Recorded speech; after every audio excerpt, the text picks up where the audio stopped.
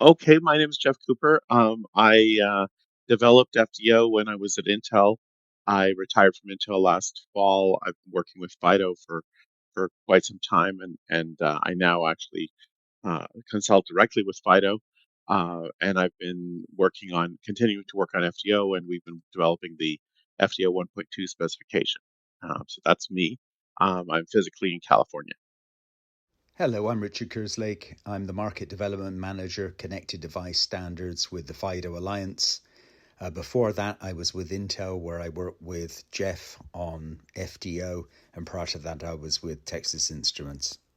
So my name is Joachim Beck. I'm from Sweden. I work at Linaro. Been working with a lot of different security things at my time at Linaro, threat execution environment and such. And we have been interested in FDO since we believe that we need to have some kind of generic solution for the things that we put together here at Linaro. Reed Hinkle, Synopsys, working in security IP solutions group. And an early supporter of FDO in a prior life. Yeah, good to see you again, Rid. Hi, I'm John Humphreys with Texas Instruments. Bit more of a fly on the wall in this, but just keeping up to date on where FIDO is, and just wanting to be aware of the different provisioning mechanisms that are available.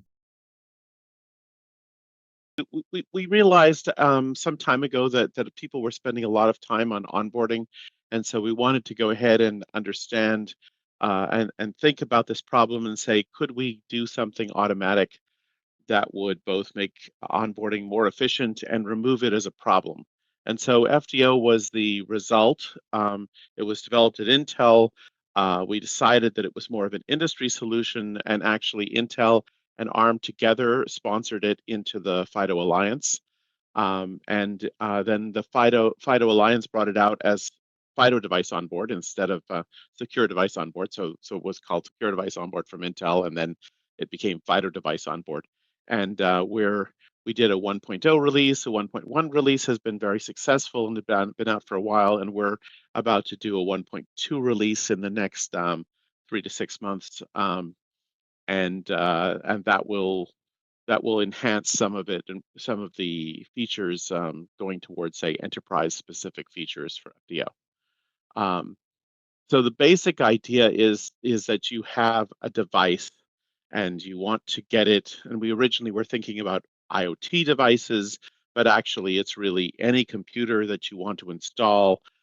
You have a person who's going to actually plug it into the wall and put it where it belongs and connect it to network, however that matters. And we have done some work on thinking about how that might be automated in the case of wireless, but our model originally was really plugging a physical plug into the device. And then you power it on. And the idea was that this person who is turning on the device is not actually your trusted person. So you don't want that person to log into the device. You don't want to say that you have to trust that person. You have to give them access to, say, permanent or, let's say, interim credentials for the device. You want that person to power on the device but never log in. And so all of FDO is remote.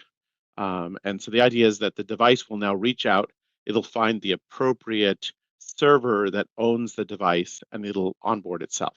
And there are pieces of that, if you think about the pieces of that sentence, that exactly explains all of the different pieces in FDO and the features and some of the features like the ownership voucher, which is a little bit surprising.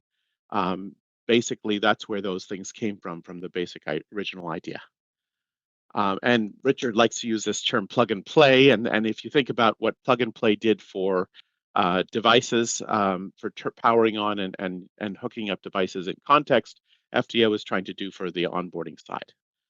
Same kind of thing. You shouldn't have to play with it. So let's think about how it works. So the model is that the FDO credential is put in during device manufacturing. Actually, that's not required. It could be, it's one model that you could use. You could actually do it at any point in the supply chain. But once FDO is put in, there's a set of credentials that is secured on the device and a set of credentials that's secured in manufacturing. And those have to go through separate paths. So the device is put on a box and is sent off to wherever it's supposed to go to. And our goal within FDO is that we don't have to open the box until we install the device. So a lot of the time when you have an IoT device, somebody, a consultant or somebody in some middleman, has to open the device and program it and then repackage it up. That's very expensive. We didn't want to do that. So we said, okay, everything we want to be able to do to the device, we should be able to track elsewhere. And this leads us to the other piece. The other piece is called the ownership voucher. Welcome to the new person who I just saw enter the room. And the ownership voucher will go through the supply chain, and it goes really along with the ordering chain for the device. And it's a digital document. It's signed. It's not private. It doesn't have to be private. And the technique we use is that each time the device changes ownership, now notice the device is still in the box somewhere, right? So if it's, say it's in a warehouse in Chicago and it goes to a warehouse in Boston, it may change from one company to another. The box has not been opened. But the ownership of the device has changed. And to record that, you can actually go and do a digital signature into the ownership voucher. You can extend it through the supply chain. So the ownership voucher will keep track of that. So now let's move on a little bit, Richard. Okay, so eventually we get at the device, we get at the target cloud for the entity that's going to actually onboard the device. So what I was talking about, that would be whatever company in Boston is going to control the device. The device may be somewhere else. It may be in Japan, for example. But the cloud that's going to onboard it is sitting under control of someone in Boston. So as we know, these things don't have to be sitting in front of you. You don't have to be standing in front of the machine. The machine could be in one place. You could be another place. The device could be in a third place. Because we've allowed the ownership voucher to keep track of ownership, we have a little problem that the device has to figure out who actually owns it. And this turns out it sounds like an operation that involves all kinds of trust, but actually it's not a trusting operation. It's saying the device is going to say, who can I go to give me advice on who I should try to establish trust with? If it gives me the wrong advice, I'll fail to establish trust. So, and I might have an alternate rendezvous server. So I might have a local one. It might be on a local network. The device might be in a closed network and have a local rendezvous server. So the device will interact with the rendezvous server. So we're now at the point where the device is actually coming out, it's being installed, and it will reach out to the rendezvous server and it'll say, who has registered as having credentials for this device? And once it gets that information, it will go and contact that entity directly.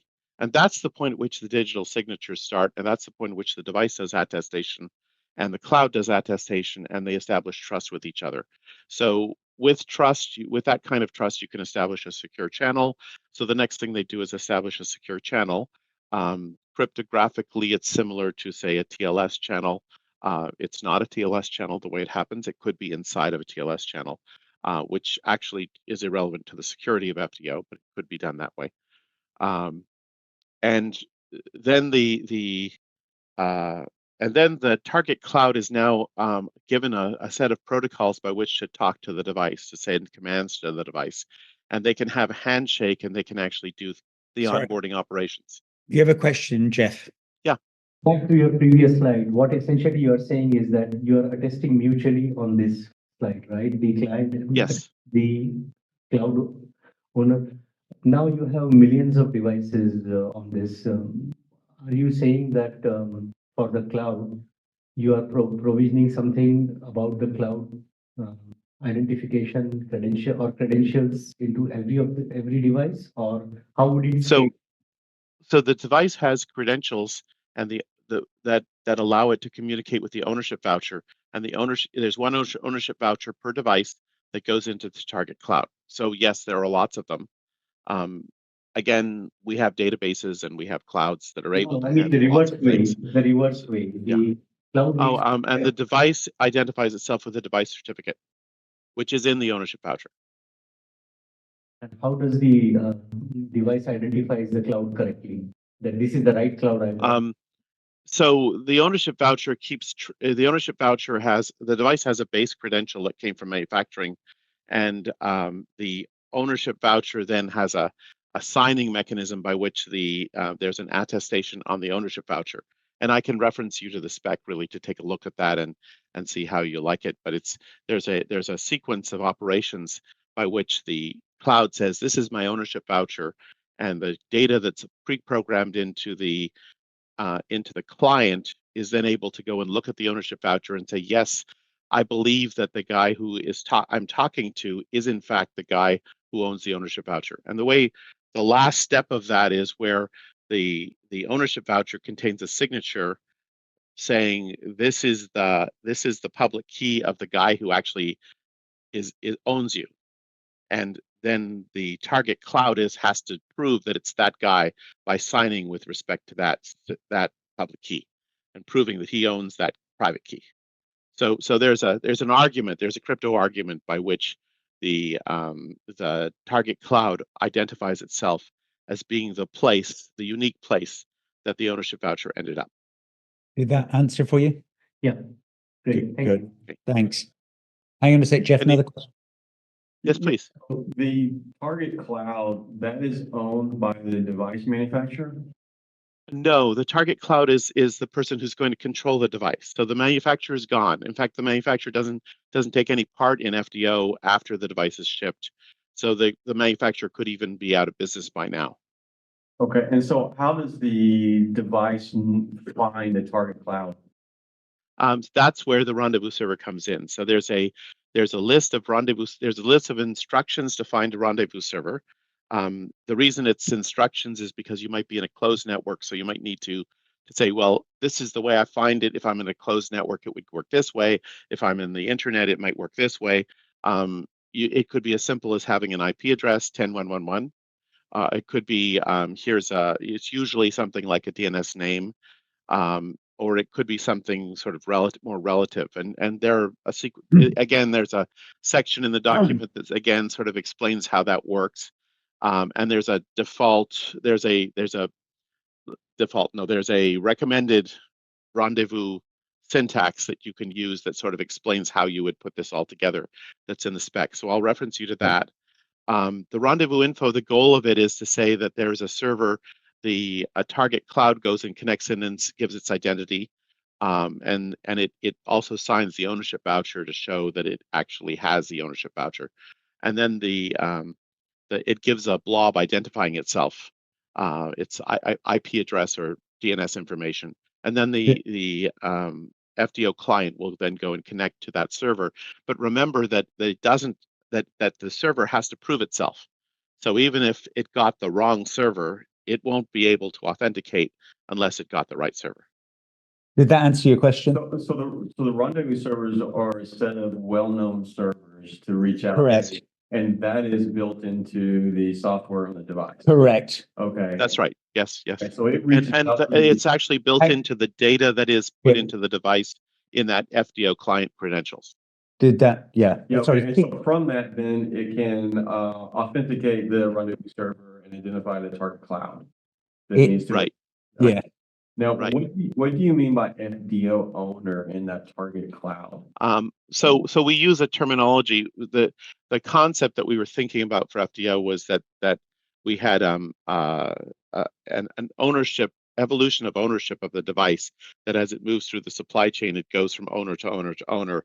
So the FDO owner is the final guy in the chain who actually says, I'm the guy who's actually going to install the device. So the owner just means the server in FDO. So just to clarify, it's the person who will be managing the platform. So imagine I'm ExxonMobil. I may have a company who does the integration for me, the installation for me. But at the end of the day, I am going to be the person who runs the show and controls the data, what happens, what applications. So in that case, I'm controlling that control plane. I'm the boss. Does that make sense? So the FDO owner is really the owner of the ownership voucher. Is that correct? He's the person where the ownership voucher ended up. That's correct. Yeah. The final owner. Correct. Final owner of the ownership voucher. Yes. FDO owner. Okay. Right, and therefore he becomes the owner of the device. He controls the device, but we've already said that he's remote to the device. Yeah, we'll go. So the goal is that the FDO owner has full control of the device, but may never touch it. So a little physically touch it. later in the presentation, we'll go through kind of a typical flow from manufacturer to distribution to system integrator, and you can see kind of who does what in the chain if you can, if you have time to stay with us. Okay, so the thing that FDO tries to do is that if you think about zero touch, right? If you say, well, I'm going to plug in the machine, it's automatically going to belong to me. Is that possible without FDO? Yes, it is, but the picture looks different. So of course I can have a build to order kind of system. We see Apple doing it, for example. We see lots of people doing this. We can have a build to order system, and at some point that system can have an identity in it with which customer it's going to be. That identity refers to a credential in the system.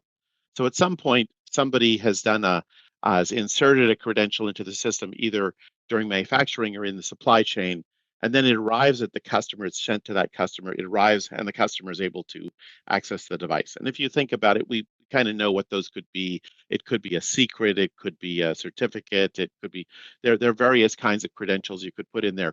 But the trick is that customer one gets a box that has something in it that customer two has a different thing, right? And there's something specific to customer one, customer two. That's kind of not what you would prefer to do. So what if, for example, you've got divisions, the customer 1, 2, 3 are divisions of the company, and they happen to be close to each other, physically close to each other, but they're independent. And you say, well, I want to take one of the green boxes and I want to make it a gray box. You have to go and reinitialize the box and figure out what to do about it. In FDO, what you do is you say, look, the ownership voucher is going to be the mechanism by which I'm able to differentiate the box, and the protocol will allow me to do that. So I'll get the same result, that I'll have my gold and green and gray boxes installed, but all the boxes get that identity during the onboarding process. That'll happen. It's a late binding of that ownership of the device. So if I change my mind and discovered that one of the boxes that I was short boxes on customer one, I could repurpose a box from store and hand it to customer one, and it would become a customer one box automatically by virtue of giving the ownership voucher. And that's basically the idea of late binding. So the important thing is the manufacturer only has to build one SKU of product with the same software load for every customer, and they're bound to whoever the end owner is at that time of installation. So from a manufacturing viewpoint, it's greatly simplified. And actually, just full credit to the original drawer of this diagram was Bill Curtis, formerly of ARM. So I take my hat off to Bill. Okay. And also you should think about this, that if, because we're doing a late binding of the identity of the device, this is causing us to give a little bit more power to the mechanism within FDO, so that the FDO onboarding mechanism allows you to have a lot of power over what you put in the device. It doesn't have to be just a certificate or just a credential of any kind. You can do software updates, etc. And you have to be able to do that because it may be that the gold box and the green box have different software on them. So you would have to be able to do that at the last minute. So again, late binding has implications of it. Are you going to talk about the rendezvous server? Because it seems like you've got very early binding to the rendezvous server, and those things have to exist for a long time, and somebody has to deploy those things and maintain them. So that seems, with all these schemes, is the crux of the problem. Have you got a lot more slides on that, hopefully? I can describe to you the way it works. I don't think I have a specific slide that's showing this. Well, not so much how it works. I figure that out, first principles, that's fine. What I care is what's the business model? Yeah, makes it work. Right. And so the FDO protocol is standardized, and what's inside of FDO is a mechanism called service info, and service info is the negotiation of how you initialize the device. And so actually what happens is that there's a front end server that runs the FDO protocol, and then that front end server would communicate to back end servers, which would give it the actual onboarding data to send to service info. So that's the negotiation that you would put in. to get to your backend servers that actually have the software or the instructions for each device, and that could be done as an on-device scripting mechanism. I've seen it done that way, and it can also be done as a remote procedure call kind of handshake into the back end of your website. I've seen it done that way. But is it fair to say, Jeff, that one of the future, because I think I see what you're poking at, is that's up for discussion is the federation of FDO rendezvous that kind of gives more long-term flexibility. I think your point is I build a box in 1972, by 1982, maybe that RV is no longer there. How are you going to handle that? So how do you have that flexibility? Yeah, exactly. Yeah. Yeah. So I see. Okay. I was thinking of the actual onboarding process. no. Yeah, you can. So that's why it's in rendezvous info, and you can put in additional information, so that you have alternatives, and you have to, of course, arrange for one alternative to work. But it might be that you have to put the device in a special environment in order to make your rendezvous work. If the original server, let's say the open server that it was using isn't present anymore, you may have to simulate that environment for it. But what Richard is saying is that we have actually had discussions within FIDO of saying, well, is it possible for someone to federate multiple sites together so that they could then respond to different kinds of ownership vouchers? And we've had those discussions, and we would be happy to have those discussions with additional people who would like to come into FIDO. Yeah, we welcome the input. FSIMs, Jim, Jeff. So this is the SI stands for service info. So that's what I mentioned earlier. It's FDO service info modules. So the FSIMs are the sub protocols that run to actually do the onboarding within FDO, and I've already mentioned them a little bit. And so this is actually running in the secure attested tunnel that is created by FDO. And it allows you to go and create a set of instructions for onboarding a device that then gets executed within the device. And you can make those very device specific if you wish, or you can make them very generic and have the device interpret them in a more generic way. So if, for example, you have you could go as far as saying that I'll send you down data that gets interpreted in, say, an interpreted language, or I compile the C program and run it. Or more commonly, you would say, here's some basic data, here's a certificate, and now I'll install that in the following place, and now I can kick a server, and the server will go off and respond to the certificate to create a connection, and we'll start to go. So that's so you guys have probably done things like this. You've sort of seen how these are done, and all the stuff that you've done to go and activate a server to client connection, that happens during the FSIM period. So any questions on FSIMs? Yeah, please. I have a question. Like when you say secure attested tunnel, is TLS one of the use cases you have considered for secure establishment of tunnel? Or? I didn't hear the word. Did you look at using TLS for the establishment? Oh, I see. Tunnel? So the answer is we use the same basic idea of what TLS does. We don't rely on TLS directly. We have our own crypto built into FDO. And the reason we did that is because we wanted to allow an end-to-end tunnel from from a sub-processor, say a trusted execution environment inside of a device, to a trusted execution environment in the cloud. And so we felt we had to use our own credentials. It would have been probably possible to do that with TLS, but we didn't do it that way. Okay, you had a question. Basically, why I said is you is talking about secure attested tunnels. So we are working on an ITF draft where you could integrate remote attestation within the TLS protocol to have an end-to-end attestation and transport layer security authentication as well. So that is something you can look at and leverage here, which will effectively avoid you duplicating the stuff. That sounds like an interesting extension that would be possible if to run FDO in that environment. And I've sort of had ideas about that, but we haven't actually created that. So I would welcome you to come into FIDO and through our relationship and to bring that information and have us discuss it. We need to discuss this offline, and then we can make a presentation into your group. Thank you. That'd be good. Jeff, 1.2 maybe? So let's see. In 1.2, I guess the marketing statement is we expand FDO into the enterprise. What's happening in is that in 1.2 we're thinking of a model where you have some credentials that are used for the supply chain, and they're controlled by a purchasing department. You purchase a whole bunch of machines, you distribute them throughout your environment, and then you need to have multiple places where you'd like to onboard them. And of course, FDO will let you do that because you can extend the ownership vouchers even with FDO 1.1. But it's a little bit awkward the way we do it, because if you think about it, it's a static model, right? You have a bunch of servers that you set up, and they're statically set up, and so you'd like to provision them statically. And FDO is really saying, no, if you want to do this, you extend the ownership voucher. That's a dynamic process.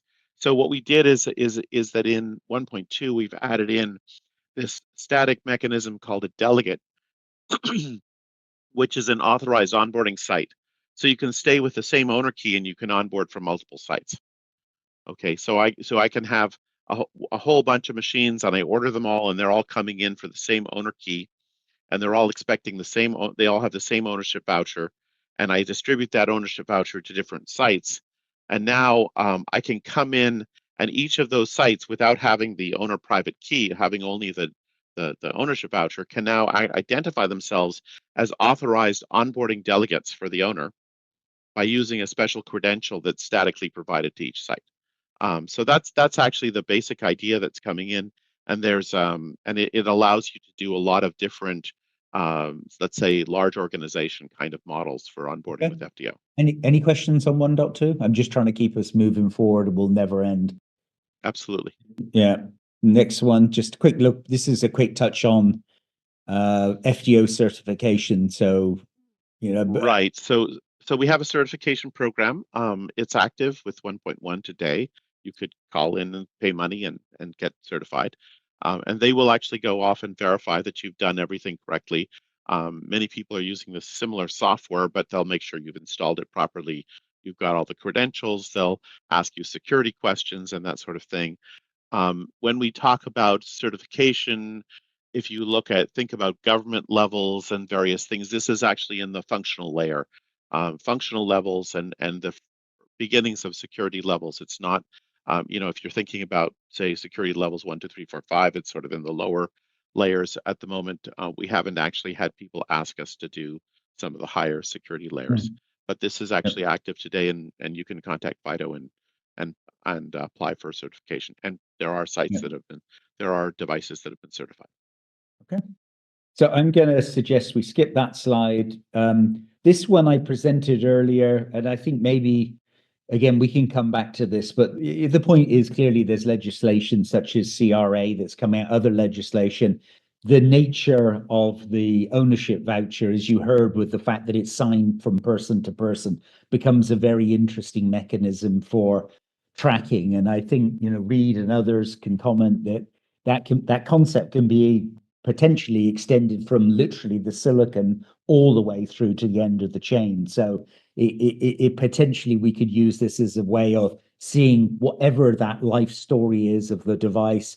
And again, other concepts that have been thrown out is even using the ownership voucher to store things like software loads. So what software was expected to be delivered to that box. So it becomes, I'll use the word carefully, an SBOM kind of thing, like this is what you should be receiving. So just the message, some people look at the ownership voucher and say, look, that adds complexity. Yes, but it also adds an awful lot of power and insight potentially. So there are companies that are members of FIDO that are now actively working on building solutions for traceability to meet legislation based around FDO. So maybe if you have questions, jump in. I clearly see that some aspects of CRA will be met by this, but CRA will there are many other aspects which probably this ticketing mechanism will not cover. So you will agree. Yeah, you'll have to agree. And I think we're saying that FDO has some pieces in it that may help you towards this. That's really the thing to, and the stuff that FDO is doing may also be useful for this piece. We have one question from John on the chat as well. Oh, please, let's do the question. Do I need to get my implementation certified to use it? I'll answer that one. No, it's an option. Certification is your choice. If you want to build a solution based around FDO, and let's just imagine I'm only onboarding my devices to my cloud, and I just say I don't want to certify, that's your business. But it's there if I'm going to sell my box to Joachim, who's going to onboard to someone else, then having a certified solution brings, I think, real confidence. And there's no secret, there are other onboarding solutions out there. I don't know many of them that have that certification program that go with them.